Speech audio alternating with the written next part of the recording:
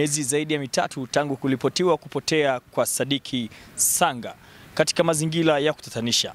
Hivi leo kamanda wa polisi mkoa wa Rukwa ametoa taarifa rasmi kuhusu mtu huyo ambaye alipotiwa kupotea, ikiwa ni kwamba mabaki yake yameweza kuonekana, lakini pia jeshi la polisi linaendelea kuwashikilia watu wawili ambao wanatuhumiwa kwa mauaji hayo. Ni kwamba polisi mkoa wa Rukwa tunawashikilia watu wawili kwa tuhuma za mauaji. Hao tunaoshikilia ni Edward Yohana ana miaka 30 na Shedrack Bernard ana miaka 27. Wote ni wakazi wa kijiji cha Utengule, wilaya ya Kalambo. Hawa wanatuhumiwa kumuua Sadiki Robert Sanga mwenye umri wa miaka 52, naye ni mkazi wa Utengule huko wilaya ya Kalambo. Ni kwamba huyu Sadiki mwezi Machi mwaka huu aliripotiwa kupotea. Kwa hivyo tukawa tunashirikiana na ndugu na watu wengine kwa lengo la kumtafuta.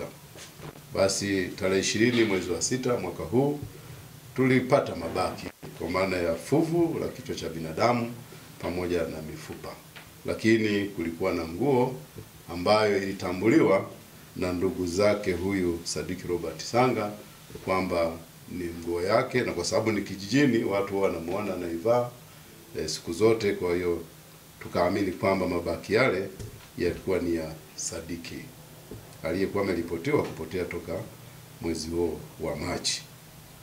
Lakini katika upelelezi wetu tulibaini watu wawili ambao tumewakamata na tunaendelea kuwashikilia ambao nimewataja, na katika mahojiano na mazingira yaliyopo inaonyesha wao ndio walioshiriki kumpiga na kisha akawa amefariki huyu bwana.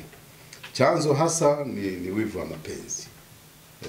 Inaelezwa kwamba huyu marehemu Sadiki alikuwa na mahusiano ya kimapenzi na mke wa mmoja wa hawa watuhumiwa. Kwa hivyo walipanga kama ni kulipiza kisasi, sijui ni kumwadhibu, ndio wakawa wamepanga hayo mauaji. Tukio ni hilo, nataka wananchi walifahamu. Tutoe wito, jeshi la polisi tunatoa wito wananchi tusichukulie sheria mkononi. Kama kuna jambo linatutatiza, basi tutumie njia ambazo ni za kisheria kwa taratibu zilizowekwa, badala ya kuleta mtafaruku au mauaji kama haya kwenye jamii. Lakini taarifa zifikishwe polisi za watu wanaodhaniwa kwamba wamepotea au hawaonekani, kisha tushirikiane basi na wananchi kuendelea kumtafuta. Tuombe ushirikiano mkubwa kutoka kwa wananchi kuwatafuta wale wanaoripotiwa kupotea. Tuachane na taarifa za uzushi, maana kunakuwa na taarifa sasa kila mmoja anazua la kwake hivi. Taarifa zile za kweli tuzifikishe polisi ili tuwatafute waliopotea. Asante sana.